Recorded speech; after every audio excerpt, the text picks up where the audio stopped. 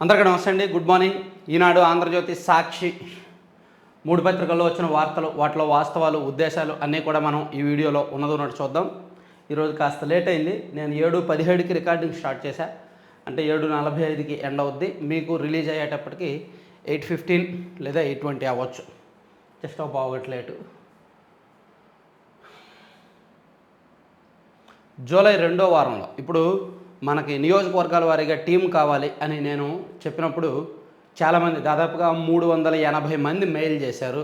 వాట్సాప్లో కాంటాక్ట్లోకి వచ్చారు, అన్ని రకాలుగా కాంటాక్ట్లోకి వచ్చారు. వాళ్ళని జల్లెడ పెట్టి జూలై 2వ వారంలో విజయవాడలో ఒకసారి, విశాఖపట్నంలో ఒకసారి, నేను చెప్తా ఇక్కడో వారం అక్కడో వారం మనం చిన్న మీటింగ్ పెట్టుకొని సెలక్షన్ ప్రాసెస్ అంతా ఎక్స్ప్లెయిన్ చేస్తాను. తర్వాత నేను అందరికీ కూడా రిప్లై పెట్టి మా టీం కాల్ చేస్తారు. ఎన్ని ఇబ్బందులు ఎదురైనా అమరావతి ఆగదు. జగన్ కక్షగట్టి దెబ్బతీశారు. త్వరలోనే శ్వేతపత్రం విడుదల చేస్తాం. అందరి సలహాలు తీసుకొని కార్యాచరణ ప్రకటిస్తాం. తుమ్మ చెట్ల తొలగింపుతో రాజధాని పునరుద్ధరణకు శ్రీకారం. అమరావతి పర్యటనలో ముఖ్యమంత్రి చంద్రబాబు. 5 ఏళ్ల పాటు అమరావతిలో జగన్ చేసిన విధ్వంసంపై అధ్యయనం చేస్తున్నామని, ఎంత నష్టం జరిగింది, ఇప్పుడు ఏ స్థాయిలో ఉన్నాము, గతంలో చేసిన నిర్మాణాలు ఎంతవరకు పనికొస్తాయి, భవిష్యత్తు కార్యాచరణ ఏంటి అన్న అంశాలపై త్వరలోనే శ్వేతపత్రం విడుదల చేస్తామని ముఖ్యమంత్రి చంద్రబాబు ప్రకటించారు. రాష్ట్రం ఇంత క్లిష్ట పరిస్థితుల్లో ఉన్నప్పుడు మీరు ముఖ్యమంత్రి అయినా ఏం చేయగలరని ఎన్నికల ముందే నన్ను కొందరు ప్రశ్నించారు. నేను పారిపోవడానికి సిద్ధంగా లేనని, ఎలాంటి పరిస్థితులనైనా ఎదుర్కొంటానని, రాష్ట్రాన్ని పునర్నిర్మిస్తానని, పూర్వవైభవం తెస్తానని అప్పుడే చెప్పాను. ఎన్ని ఇబ్బందులు ఎదురైనా అమరావతి నిర్మాణాన్ని పూర్తి చేస్తాం. ఎన్ని ఇబ్బందులు ఎదురవుతాయండి? ఎన్ని ఇబ్బందులు ఎదురైనా అంటే ఎన్ని ఇబ్బందులు ఎదురవుతాయి?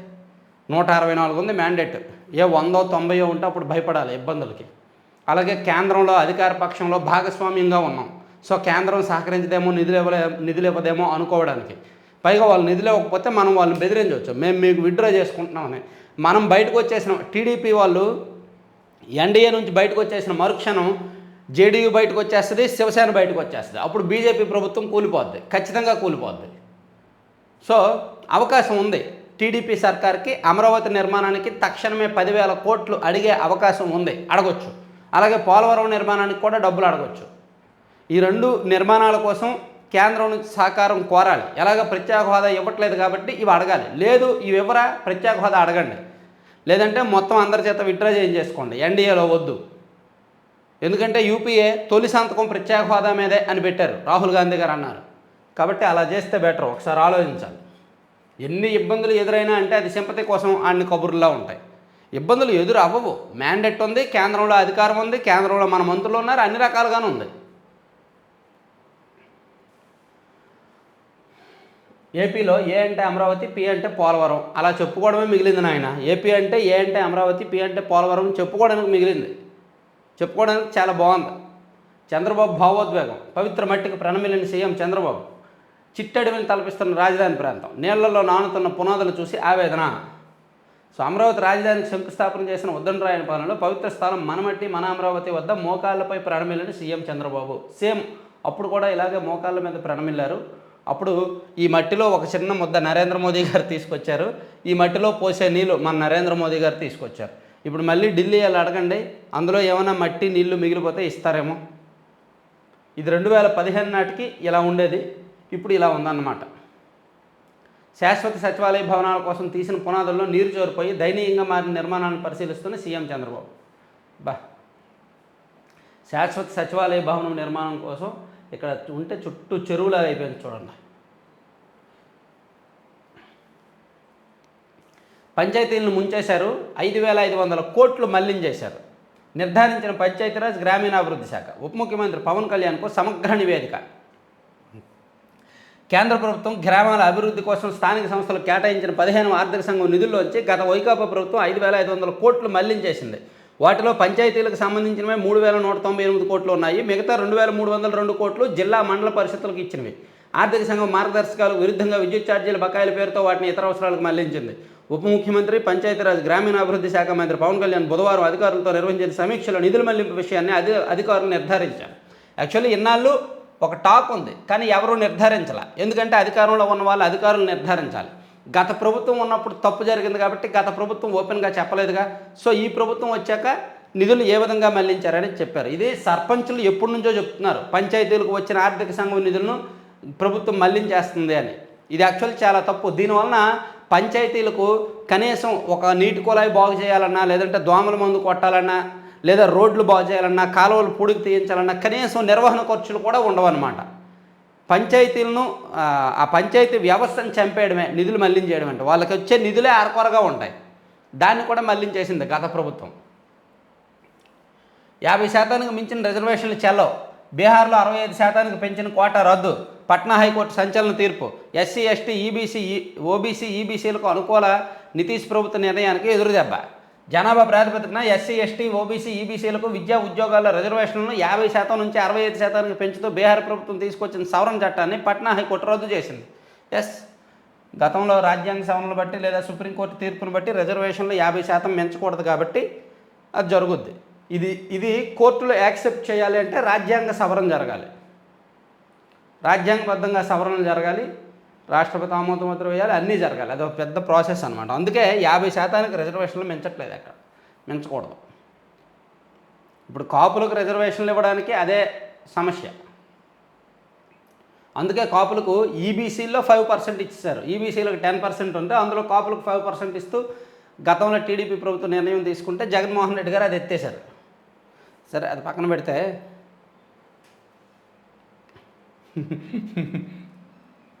ఇది సంగతి. కార్టూన్ చూడండి.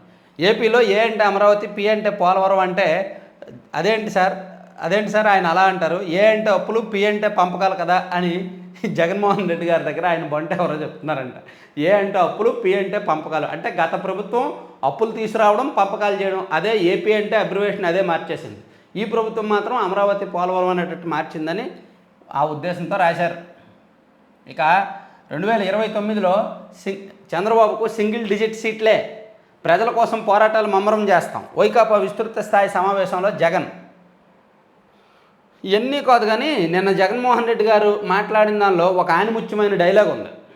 ఒక అద్భుతమైన ఆనిముత్యమైన డైలాగ్ ఏంటంటే, రాజకీయాల్లో ఇంత నిజాయితీగా జగన్ ఉండడం అవసరమా అని కొందరు అనుకుంటారు అని ఆయన నోటితో ఆయన అన్నారు. అంటే అత్యంత నిజాయితీగా ఆయన ఉన్నారని, రాజకీయాల్లో అలా ఉండడం వల్లనే నష్టపోయారని ఆయన భ్రమపడుతున్నారు. అటువంటి డైలాగ్ కొట్టారు. మరి అది ఖచ్చితంగా ఆనిముత్యమేగా. ప్రజల కోసం పోరాటాలు ముమ్మరం చేస్తాం అదనమాట. సో 2029లో చంద్రబాబుకి సింగిల్ డిజిట్ సీట్లు వస్తాయని జగన్మోహన్ రెడ్డి గారు చెప్తున్నారు. అంటే ఇప్పుడు చంద్రబాబు గారు ఈవీఎంలు ట్యాంపర్ చేసి గెలిచారని ఆరోపిస్తున్నారే జగన్మోహన్ రెడ్డి గారు. ఇప్పుడు ఈవీఎంలు ట్యాంపర్ చేస్తున్నారు, వచ్చే ఎన్నికల్లో చేయలేరా? ఆ తర్వాత ఎన్నికల్లో చేయలేరా? ఆ తర్వాత ఎన్నికల్లో చేయలేరా? అంతే కదా. లేదు, ఈవీఎం ట్యాంపర్ జరగకపోతే మీరు ఏ విధంగా మళ్ళీ అధికారంలోకి రాగలరు? ప్రజలు ఇచ్చిన తీర్పు, ప్రజలు అంత చావు దెబ్బ కొట్టాక ప్రజలే మళ్ళీ మందు వెయ్యరుగా. చావు దెబ్బ కొట్టారు. 2019లో టీడీపీకి చావు దెబ్బ కొట్టలా, మొట్టికాయలు వేశారు, ప్రతిపక్ష హోదా ఇచ్చారు. కానీ వీళ్ళకి మాత్రం చావు దెబ్బ కొట్టారు. ఐసీయూలో ఉంది ప్రస్తుతానికి వైసీపీ. నీట్ పేపర్ లీక్ నిజమే, పరీక్షకు ముందు రోజు రాత్రే బయటకు. విచారణలో అంగీకరించిన విద్యార్థులు ఒక్కొక్కరి నుంచి 30 నుంచి 32 లక్షల వసూలు. బీహార్లో పోలీసులు దర్యాప్తు. బీజేపీ ప్రభుత్వం ఎంత చేతగాందంటే, రైల్వే ప్రమాదాలు వరుసగా జరుగుతున్నాయి, రైలు ప్రమాదాలు. కానీ రైల్వే మంత్రి కనీసం దాని మీద రెస్పాన్సిబిలిటీ తీసుకోరు. నీట్ పేపర్ లీక్ అయింది. పోటీ అత్యంత దేశవ్యాప్తంగా లక్షలాది మంది విద్యార్థులు రాస్తున్న నీట్ పరీక్ష పేపర్ లీక్ అయితే ఆ మానవ వనరుల శాఖ మంత్రి స్పందించట్లేదు, కనీసం బాధ్యత తీసుకోవట్లేదు. అలా దేశం మొత్తం మీద జరిగిన ప్రతి దరిద్రానికి ఆ మంత్రులు బాధ్యత తీసుకోకపోవడం, ఆ ప్రధానమంత్రి ఏమో మాట్లాడకపోవడం, దేశంలో పరిపాలన ఇదే గత 10 ఏళ్ళుగా. ఒకప్పుడు ఎలా ఉండేది?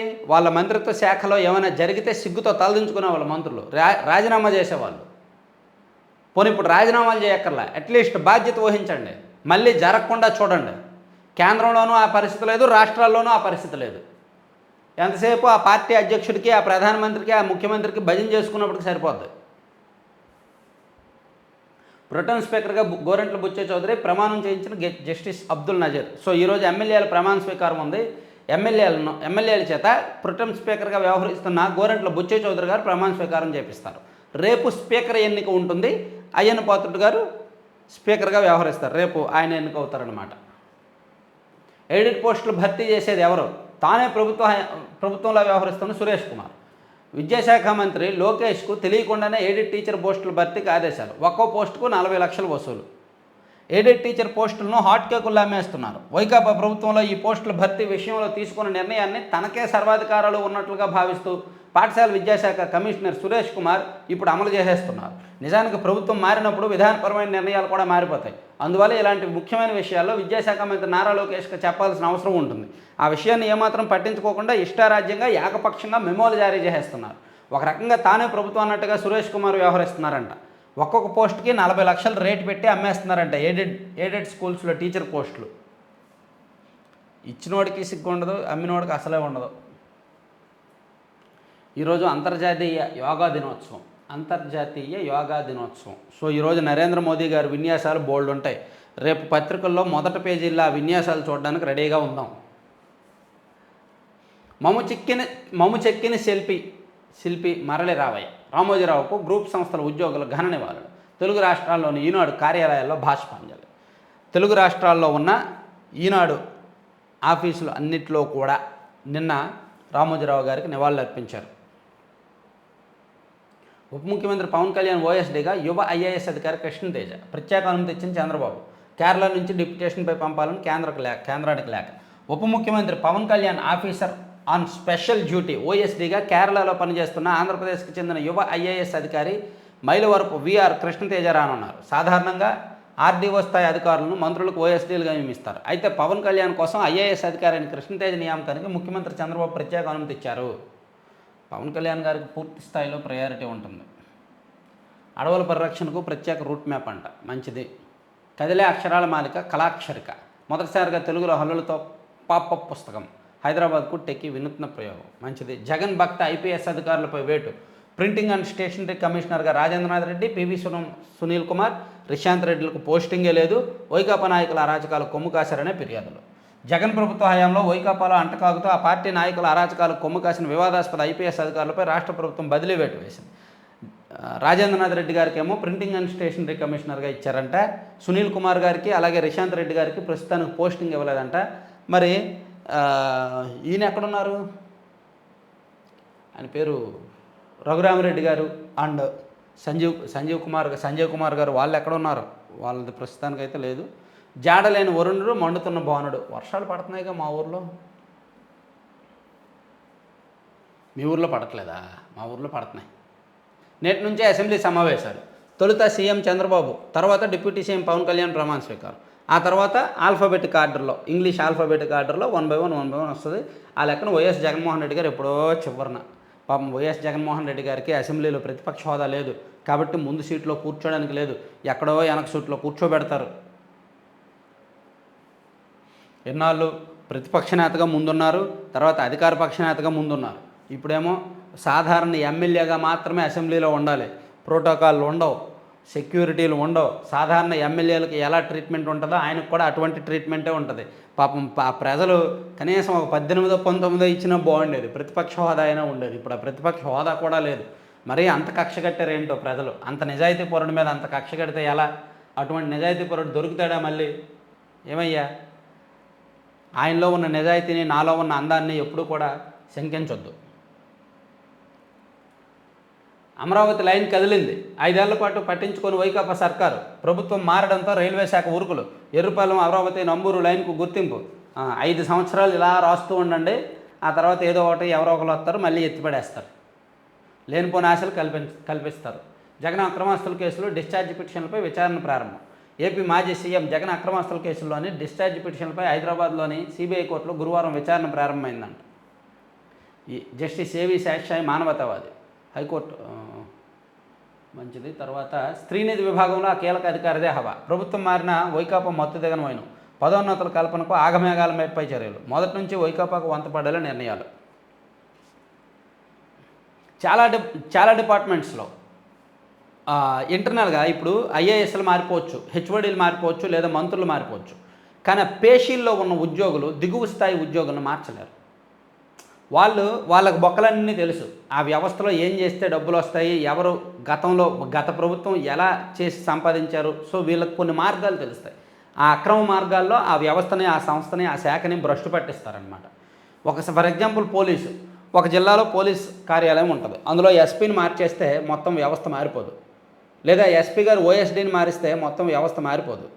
అక్కడ హోంగార్డులు ఉంటారు, ఒక 10 మంది పనిచేస్తారు. కానిస్టేబుల్లో ఒక 10 మంది పనిచేస్తారు. ఎస్పీ ఆఫీస్, జిల్లా పోలీస్ కార్యాలయానికి వాళ్ళందరినీ మార్చాలి. మొత్తం అందరినీ మార్చాలి. అందులో ఆ 10 మందిలో ఒక 2-3 ఉంటారు. మొత్తం వ్యవస్థను మొత్తం మేనేజ్ చేయగలరు, మొత్తం లాబింగ్ చేయగలరు.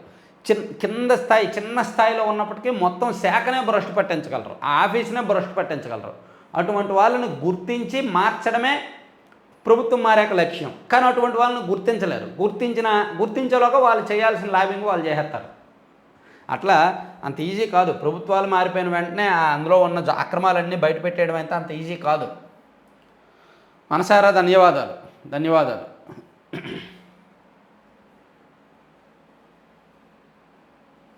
అప్పుడే ధన్యవాదాలు చెప్తే ఎలా? ఇంకా ఉందిగా బోల్డ్ పేజీలు.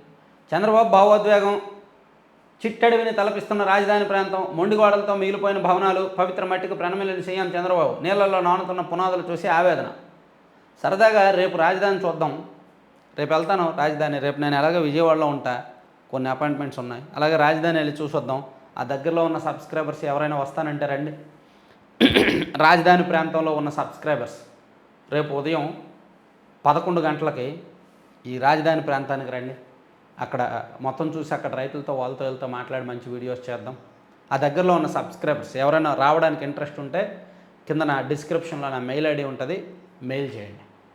రాజధాని దగ్గరలో ఉన్న మన ఛానల్ సబ్స్క్రైబర్స్ నన్ను కలవచ్చు, ప్లస్ అక్కడ రాజధాని కూడా చూసినట్టు ఉంటుంది.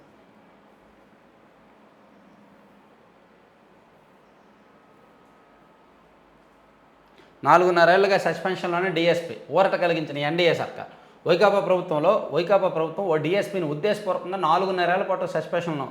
ఎవరైనా మురళీ గారైనా రామాంజనేయులు అంట. పంచాయతీలను ముంచేశారు, 5,500 కోట్లు మళ్లించేశారు. ఓకే, ఇవన్నీ ఫస్ట్ పేజీ కంటిన్యూషను. తర్వాత ఎన్డీఏ శ్రేణుల సమష్టి కృషితోనే గెలిచాం, లేకపోతే మీకు ఎక్కడ ఓట్లు ఉన్నాయి? ఎన్డీఏ శ్రేణుల సమష్టి కృషితో గెలవకపోతే వీళ్ళకి ఓట్లు ఎక్కడ ఉన్నాయి? బీజేపీకి, టీడీపీ, జనసేనతో పొత్తు పెట్టుకోకపోతే వీళ్ళు ఎవరికి డిపాజిట్లు కూడా రావు. ఇంకా ఎన్డీఏ శ్రేణుల సమష్టి కృషితోనే గెలిచామని ప్రత్యేకంగా చెప్పాల్సిన పనే లేదు. భాజపా ఎంపీలు, ఎమ్మెల్యేలు వెల్లడి. విజయవాడలో అభినందన సభ. నాసిరకం మద్యం అమ్మకాలపై సిబిఐ విచారణ చేయించండి. ఇసుక తవ్వకాలపై సమగ్ర విచారణకు ఆదేశించండి. సీఎం చంద్రబాబుకు భాజపా ఎంపీ పురంధేశ్వరరావు వినతిపత్రం. గత ప్రభుత్వ హయాంలో నాసిరకం మద్యం విక్రయాలు, ఎక్సైజు, ఏపీ బెవరేజెస్ కార్పొరేషన్ల అవినీతిపై సిబిఐ విచారణ చేయించాలని, ఇసుక దోపిడీపైన రాష్ట్ర ప్రభుత్వం సమగ్ర విచారణకు ఆదేశించాలని భాజపా రాష్ట్ర అధ్యక్షురాలు ఎంపీ దగ్గుబాటి పురంధేశ్వర్ కోరారు. సేమ్ ఆమె ఎంపీ కదా, పార్లమెంట్లో కూడా లేవనెత్తొచ్చు. ఎందుకంటే మన రాష్ట్రంలో జరిగిన ఇసుక స్కాము దేశానికి ఒక శాంపిల్, దేశం మొత్తానికి కనువిప్పు కలిగించేలా ఉంటుంది, దేశం మొత్తానికి ఒక గుణపాఠం అవుద్ది. ఆల్రెడీ ఢిల్లీ మద్యం స్కామ్ అప్పటి వరకు నిజాయితీపరుడు అనుకున్న అరవింద్ కేజ్రీవాల్ గారిని నగ్నంగా అవినీతిపరుడు అని చెప్పి ప్రజల ముందు నిలబెట్టింది. ఇప్పుడు ఆయన అవినీతి చేసినట్టు ప్రజలు నమ్ముతున్నారు ఢిల్లీలో. అలాగే మన ఆంధ్రప్రదేశ్లో కూడా నేను రాజకీయాల్లో జగన్ వంటి నిజాయితీపరుడు ఉండడం అవసరమా అని కొందరు అంటున్నారు అని చెప్పి చిలక పలుకులు పలికిన మన మాజీ సీఎం గారు మద్యంలో ఏ విధంగా గత ప్రభుత్వంలో తప్పులు జరిగాయి, అవినీతి జరిగింది అనేది ప్రజలకు తెలిస్తే ఆ నిజాయితీ ఏంటో తెలుస్తుంది. అఫ్కోర్స్ అప్పుడు కూడా కక్ష సాధింపు అంటారు. అప్పుడు కూడా చాలా సింపుల్గా రాజకీయాల్లో ఉన్న వాళ్ళకి చాలా సింపుల్ అండి, దేనికి ఏదైనా సమాధానం చెప్పేయచ్చు. ఎందుకంటే సిగ్గు లజ్జ ఉండదు కాబట్టి. కోలాహలం, కొత్త మంత్రులు తొలి సంతకం. ఒకే రోజు 8 మంది బాధ్యతల స్వీకరణ. కుటుంబ సభ్యులు, సందర్శకులతో సచివాలయం కిటకిట. ఓకే. ఆనం రామనారాయణ రెడ్డి గారు, కొండపల్లి శ్రీనివాస్ గారు, కందులు దుర్గేష్ గారు, వాసంశెట్టి సుభాష్ గారు, మంత్రి సబిత గారు, మంత్రి రామానాయుడు గారు వీళ్ళందరూ బాధ్యతలు స్వీకరించారు. విశాఖ ఉక్కు ప్రైవేటీకరణకు తెదేపా ఆపగలుగుతోంది. 16 ఎంపీ సీట్లు రావడమే అందుకు కారణం. భరోసా మీకు ఎందుకండి? ఇంకా బారాసా పేరు మార్చేసి గారాసా అని పెట్టేయండి, గల్లీ రాష్ట్ర సమితి అని పెట్టేయండి. ఎందుకంటే వీళ్ళకి గల్లీకి ఎక్కువ, ఇంకా రాష్ట్ర స్థాయి కూడా కాదు ఈ పార్టీ. బారాసా పేరు అర్జెంటుగా మార్చేయండి. వాళ్ళు ఇంక భారతీయ రాష్ట్ర సమితి కాదు, తెలంగాణ రాష్ట్ర సమితి కాదు, ఎంపీ సీట్లు ఒక్కటి కూడా గెలవాల. వీళ్ళకేమో దేశంలో రాజకీయాలు కావాలంట, పక్క రాష్ట్రాల్లో రాజకీయాలు కావాలంట ఈ బీఆర్ఎస్ పార్టీ వాళ్ళకి. నేను ఈ ప్లేస్లో ఉంటే అసలు ఒక 3 నెలలు బయటకు రాను, సిగ్గుతో తలదించుకొని ఏంటి ఎంత దారుణంగా ఓడిపోయామని. కానీ వీళ్ళకి అవేమి ఉండవు, రాజకీయాల్లో ఉన్న వాళ్ళకి అవేమి ఉండవు. సరే పక్కన పెట్టేద్దాం. మన అందరికీ ఎంతో ఇష్టమైన పేపరు సాక్షి. నా గుండె అవన్నీ చదువుతున్న గుండె అంతా దీని మీద కొట్టుకుంటుంది. ప్రతి కార్యకర్తకు తోడుగా ఉందాం. వైఎస్ఆర్సీపీ ఎంపీ ఎమ్మెల్యే అభ్యర్థులకు వైఎస్ జగన్ దిశానిర్దేశం. స్థానిక సంస్థల్లో 4 ఏళ్ల దాకా అవిశ్వాసం కుదరదు, చట్టం నిరోధిస్తోంది. చట్టాన్ని మార్చి ఏదో చేయాలనుకుంటే కోర్టులు ఒప్పుకో. మన ఎంపీటీసీలు, జడ్పీటీసీలు, కార్పొరేటర్లు, కౌన్సిలర్లను బెదిరించే యత్నాలు సాగవు. వాళ్ళు పార్టీలు మారిపోతారు. అవిశ్వాసాలు ఉంటాయండి, ఉండకపోతాయండి, పార్టీలు మారిపోతారు. ఎవరు ఆందోళన చెందొద్దని మన వాళ్ళకు వివరించండి. మన సంఖ్యాబలం తక్కువే కాబట్టి అసెంబ్లీలో చేయగలిగేది తక్కువే. స్పీకర్ పదవి చేపట్టిన వ్యక్తి ఎలా మాట్లాడారో అందరూ చూశారు. జగన్ ఓడిపోయాడు కానీ చనిపోలేదు, చచ్చేదాకా కొట్టాలన్న వ్యక్తిని స్పీకర్గా చేస్తున్నారు. ఇలాంటి వ్యక్తుల మధ్య అసెంబ్లీలో మనం ఏదో చేయగలుగుతామని నమ్మకం లేదు. మన జెండా పట్టుకున్న ప్రతి ఒక్కరిని కాపాడుకోవాలి. ఎన్నెందుకు కానీ డైరెక్ట్ ఓదార్పు యాత్ర చేసేయండి. ప్రతి అభిమాని కార్యకర్తకు భరోసా ఇవ్వాల్సిన బాధ్యత మనది. ఇప్పుడు అది ఇంటర్వ్యూలు మాత్రమే. శకుని పాచికల ఘట్టం. శ్రీకృష్ణుడు తోడు ఉన్న పాండవులు ఓడారు. అంతిమంగా ధర్మం, విశ్వసనీయత, నిజాయితీ గెలుస్తాయి. అవేగా గెలిచాయి. ఎన్నికల ఫలితాలపై చాలామంది ఫీడ్బ్యాక్ ఇస్తున్నారు. మనం చేసిన మంచి ఇవాళకి ప్రతి ఇంట్లోనూ ఉంది. శిశుపాలుల చంద్రబాబు పాపాలు పండే కొద్దీ ప్రజలతో కలిసి పోరాడదాం. ప్రభుత్వ కార్యాలయాల్లో మేనిఫెస్టో కనిపించిన పాలన మనదైతే ఇప్పుడు రెడ్ బుక్ హోర్డింగులు పెడుతున్నారు. ఏ అధికారిపై కక్ష సాధించాలి, ఎవరిపై దాడులు చేయాలి, ఎవరు నాశనం చేయాలి, ఎవరిపై కక్ష సాధించాలి అని అందులో ఏకంగా పేర్లు రాసుకుంటున్నారు. వాళ్ళను కొడతాం, చంపుతామంటూ నిస్సిగ్గుగా దౌర్జన్యం చేస్తున్న పరిస్థితులు కనిపిస్తున్నాయి. శిశుపాలుడి పాపాల మాదిరిగా ఈ ప్రభుత్వ పాపాలు వేగంగా పండుతున్నాయి అని జగన్మోహన్ రెడ్డి గారు నిన్న చాలా ఆవేదనగా, ఈ భూమి మీద అత్యంత నిజాయితీపరుడైన నాయకుడైన జగన్మోహన్ రెడ్డి గారు నిన్న అత్యంత ఆవేదనగా ఈ మాటలన్నీ చెప్పారనమాట. సో వైసీపీలో ఎంత ఆవేదన ఉంది. కాబట్టి నా బాధ ఏంటంటే ఓటమిని మేము ఒప్పుకుంటున్నాము లేదా ప్రజా తీర్పును గౌరవిస్తున్నాం అనే మాట రావట్లేదు. అదేంటో. తర్వాత ఉక్కుపాత్ర. విశాఖ స్టీల్ ఆస్తుల అమ్మకాలు షురు. అధికారం చేపట్టిన 10 రోజుల్లోనే బుద్ధి చూపించిన ఎన్డీఏ సర్కార్ ప్లాంట్ను దివాలా సంస్థగా ముద్ర వేసే యత్నం. గత మార్చి 31కి 4,979 కోట్ల ప్రతికూల నికర విలువ ఉన్నట్టు వెల్లడి. మూలధనం సంక్షోభాన్ని అధిగమించే పేరుతో ఆస్తుల వేలానికి ఏర్పాట్లు. రాయండి. గతంలో ఏమి విశాఖ స్టీల్ ప్లాంట్ గురించి సాక్షికి ఎన్నాళ్ళు గుర్తు రాలేదు, ఇప్పుడు గుర్తొచ్చింది. దాడులు కాదు, సూపర్ 6 అమలు ఎప్పుడు, ఇంకా ఎన్ని విధ్వంసాలు, ఎంతమందిని చంపుతారు, ఊరూరా తిరుగుతాం, పార్టీ కార్యకర్తలుగా అందరిగా ఉంటాం. హామీలు అమలు చేయలేక రుషికొండపై చంద్రబాబు ఎల్లో మీడియా దుష్ప్రచారం. ప్రభుత్వ పర్యాటకుల అవసరం కోసమే 7 భవంతుల నిర్మాణం. ఆ భవనాలన్నీ ప్రభుత్వానివే, వైఎస్ జగన్వి కాదని తెలుసుకోవాలి. 100 కోట్ల కార్యక్రమంలో 100 కోట్ల స్కామా? నిరుద్యోగ భృతి ఎప్పటి నుంచి?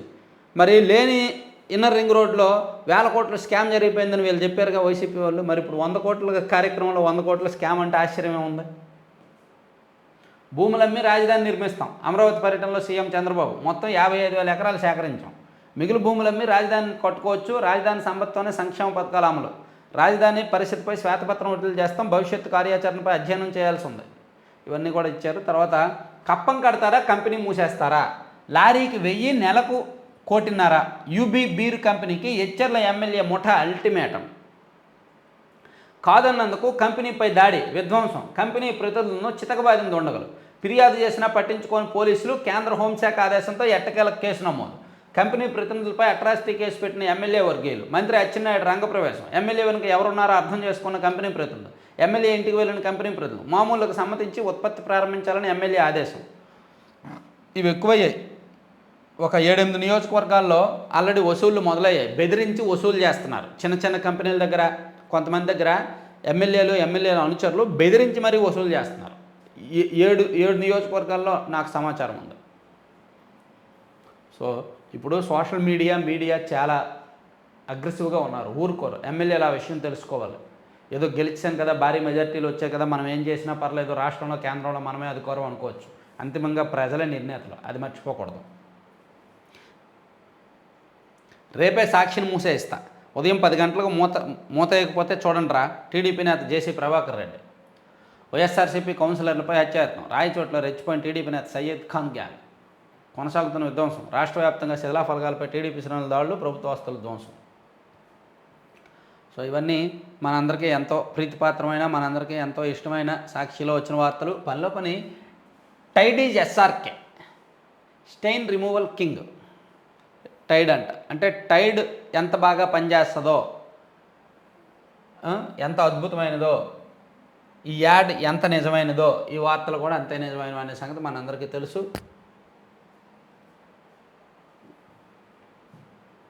ఆంధ్రజ్యోతి, అమరావతి పునర్నిర్మాణం అంతా ధ్వంసం చేశారు. ఒక దుర్మార్గుడు వల్ల రాజధాని బలైంది. ఏం చేయాలో ఎక్కడ మొదలు పెట్టాలో అర్థం కావడం లేదు. అందరి అభిప్రాయాలు తీసుకొని మళ్ళీ పట్టాలి పైకి. ఇదండి అసలు. మొన్న పోలవరం వెళ్ళారు. పోలవరం దగ్గర కూడా చంద్రబాబు గారు అలాగే నిర్వేదంగా ఆవేదనగా మాట్లాడారు. నిన్న రాజధాని వెళ్ళారు. రాజధాని దగ్గర కూడా అదే నిర్వేదం, అదే ఆవేదన. అంటే ఒక క్లారిటీ లేదు. వాళ్ళు ఎప్పుడైనా అంతే. ఇప్పుడు 5 ఏళ్ల తర్వాత ప్రభుత్వం మారింది 2019లో. కొత్త ప్రభుత్వం వచ్చాక వాళ్ళకి నచ్చినట్టు చేశారు. ఇప్పుడు మళ్ళీ కొత్త ప్రభుత్వం వచ్చాక వాళ్ళు చేసిన విధ్వంసాన్ని అర్థం చేసుకోవడానికే టైం పడుతుంది. వాళ్ళు ఎక్కడి వరకు విధ్వంసం చేశారు, మనం ఎక్కడి నుంచి మొదలు పెట్టాలనేది అర్థం చేసుకోవడానికి టైం పడుతుంది అనమాట. సో రేపు వెళ్దాం రాజధాని. ఇంట్రెస్ట్ ఉన్న వాళ్ళు, స్థానికులు ఎవరైనా వస్తే రండి. నాకు తెలియదు పూర్తిగా, చూద్దాం, అక్కడికి వెళ్ళి చూద్దాం. ఏసీబీ నుంచి మాజీ డీజీపీ అవుట్. ప్రాధాన్యం లేని ప్రింటింగ్కు రాజేంద్రనాథ్ రెడ్డి బదిలీ. సిఐడి మాజీ చీఫ్ సునీల్ కుమార్ పైన వేటు. జీఐడీలో రిపోర్ట్ చేయాలని ఆదేశం. జగన్ భక్త ఎస్పీ రిశాంత్ రెడ్డికి ఉద్వాసన. అతుల్ సింగ్కు ఏసీబీ అదనపు బాధ్యతలు. శంఖభద్ర బాక్షికి ఫైర్ అదనం. మంచిదే. ఏజీకి దమ్మాలపాటి బాధ్యతల స్వీకారం. నేటి నుంచి అసెంబ్లీ. గనుల ఫైళ్లు గల్లంతు. ఇసుక సర్వేరాల్లో సెక్యూరిటీ డిపాజిట్లు నోట్ ఫైళ్లు మాయమంట. ఎన్నికలు రాగానే చించేసిన కీలక అధికారులు. రెగ్యులర్ రికార్డుల్లోకి ఆనవాళ్లు కూడా లేకుండా జాగ్రత్తలు. ఉన్నతాధికారి వ్యక్తిగత సహాయకుడికి వాటిని తగలబెట్టే బాధ్యతలు. ఫైళ్లు, ఇతర సామాగ్రిని బయటకు తీసుకెళ్లడం సీసీ కెమెరాల్లో రికార్డు. అంతా ముగిసిన తర్వాత గనుల శాఖ, ఏపీఎండీసీ కార్యాలయాలు సీజ్. పాపాలు చేశారు. పాపాలు, దారుణాలు, అరాచకాలు, విధ్వంసాలు, అవినీతి, అక్రమాలు ఇష్టం వచ్చినట్టు చేశారు. అవి బయటపడతాయేమోనని ఆధారాలు లేకుండా ధ్వంసం చేశారు. అవి బయట పడకుండా, ఆధారాలు ఏమీ కనిపించకుండా మొత్తం ధ్వంసం చేసి తగలబెట్టేశారంట ఫైల్స్. సేమ్ చంద్రబాబు గారి మీద నమోదు చేసిన అక్రమ సిఐడి కేసుల ఫైళ్ళు తగలబెట్టేశారు. రామోజీరావు గారి మార్గదర్శి కేసు ఫైల్స్ తగలబెట్టేశారు. ఎందుకంటే అవన్నీ అక్రమ కేసులు, ఆధారాలు లేవు కాబట్టి, ఫేక్ సృష్టించారు కాబట్టి, అవి ఫేక్ అని తెలిసిపోద్ది కాబట్టి తగలబెట్టేశారనమాట. తప్పు చేశారు, ఆధారాలు లేకుండా బయటకు వచ్చేసారు. జగన్ నోట మళ్ళీ మోసం పాట. ఎన్నికల్లో మోసం జరిగిందట, కానీ సాక్ష్యాలు, ఆధారాలు లేవట. వైసీపీ ప్రజాప్రతినిధులు ఓడిన అభ్యర్థులతో విస్తృత భేటీ. పరాజితుల్లో సగమైన హాజరు కానిపోయిన. ఆత్మవిమర్శ లేదు, అభిప్రాయ సేకరణలో లేదు. అదే కదా సమస్య. జగన్మోహన్ రెడ్డి గారితో అదే సమస్య.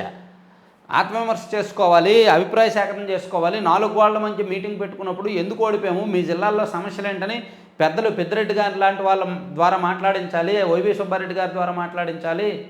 ఇలా కొంతమంది చేత మాట్లాడించాలి. వాళ్ళ అభిప్రాయాలు తీసుకోవాలి, వాళ్ళు కూడా మాట్లాడాలి స్టేజ్ మీద. ఓడిపోయిన మోనోపాలిజం అంటే ఎలా? కార్పొరేషన్లో జగన్ సైన్యంపై వేటు. ఆంధ్రజ్యోతి కథనంతో తొలగింపు. రిటైర్మెంట్ తర్వాత శాఖల్లోనే వైసీపీ సిబ్బంది వారు రాజీనామాలు తీసుకోవాలని సీఎస్ ఉత్తర్వులు. మంచిదే. సో ఇదన్నమాట 3 పత్రికల్లో ఉన్న వార్తలు. ఇంకేమైనా ఉన్నాయా? నీట్ పేపర్ లీక్ ఇందాక చెప్పుకున్నాం. ఋషికొండపై అన్ని అబద్ధాలే. పర్యాటక భవనం పేరిట కేంద్రానికి దరఖాస్తు. పర్యాటకుల కోసం వసతులంటూ అనుమతులు, అందుకు పూర్తి విరుద్ధంగా నిర్మాణాలు. ఏమండి, పర్యాటకుల కోసం 12 లక్షలు కమోడ్ పెడతారండి?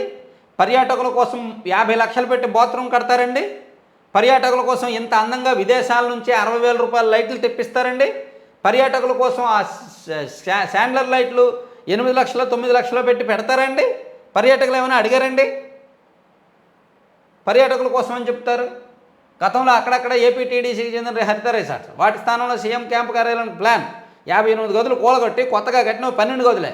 అవి కూడా జగన్ దంపతులు, వారి కుమార్తెలకే. పాత భవనాలు 48,000 చదరపు అడుగుల్లోనే. కొత్తగా 1,48,413 చదరపు అడుగుల్లో బిల్డప్ ఏరియా. పేరుకే 7 బ్లాకులు, నిర్మించింది 5. పర్యాటకుల కోసం వసతులు నిల్. అంచనా వ్యయం 240 కోట్లు, ఖర్చు 500 కోట్లు. ఋషికొండ కదిలే కొద్దీ పాపాలు బయటపోతున్నాయి. జాతీయ స్థాయిలో పరువు పోయింది. జాతీయ స్థాయిలో పోయింది. మన రాష్ట్రంలోనే పరువు పోతే ఎక్కడైనా ఉందేమో ఏరుకోవచ్చు. మన రాష్ట్రంలో పరువు పోయింది అనుకోండి, భూతద్దం పెట్టి మొత్తం నా పరువు పోయింది, ఎక్కడో ఉంది, ఎక్కడ ఉందని ఏరుకోవచ్చు. జాతీయ స్థాయిలో పోయింది. నేషనల్ మీడియా కూడా ఎక్కి తొక్కేస్తున్నారు. ఎక్కడైనా వెతుకుతారు. దేశం మొత్తం వెళ్ళి ఎతకాలి పరువు ఎక్కడ పోయిందో. దొరకదు, మళ్ళీ రాదు. జనమే వచ్చేస్తున్నాయి మళ్ళీ జనమే ఆ తీర్పు ఇచ్చారు. కాబట్టి శిరసా వహించాలి, తలదించుకోవాలి, అంతే. ఇంకా ఎన్ని పాపాలు వస్తాయా? నేనైతే వైసీపీ మీద వీడియోలు చెయ్యకూడదు అనుకుంటున్నా. గత 5 ఏళ్ళలో వాళ్ళు చేసిందేదో చేశారు, తప్పులు చేశారు. సో కొత్త ప్రభుత్వం ఎలా ఉండాలి అనే దాని మీద వీడియోలు చేస్తే బాగుంటుంది అనుకుంటున్నా. ఇంక వైసీపీ వాళ్ళు చేసిన తప్పుల్ని పాపాలని వీడియోలు చేయకూడదని అనుకుంటున్నా. మీరేమంటారు? వదిలేద్దామా వైసీపీని, వాళ్ళ తప్పుల్ని వాళ్ళ పాపాలని ఇంక మనం అనలైజ్ చేయకుండా వదిలేద్దామా? మీ అభిప్రాయం ఏంటనేది కామెంట్ చేయండి. దాన్ని బట్టి మనం ఎలా చేద్దాం అనేది ఆలోచిద్దాం. చివరి వరకు చూసిన వాళ్ళైతే మీ విలువైన కామెంట్ చూడించండి. అలాగే అమరావతి దగ్గరలో ఉన్న వాళ్ళు, రావడానికి ఇంట్రెస్ట్ ఉన్న వాళ్ళు కింద డిస్క్రిప్షన్లో మెయిల్ ఉంది, మెయిల్ చేయండి. Thank you.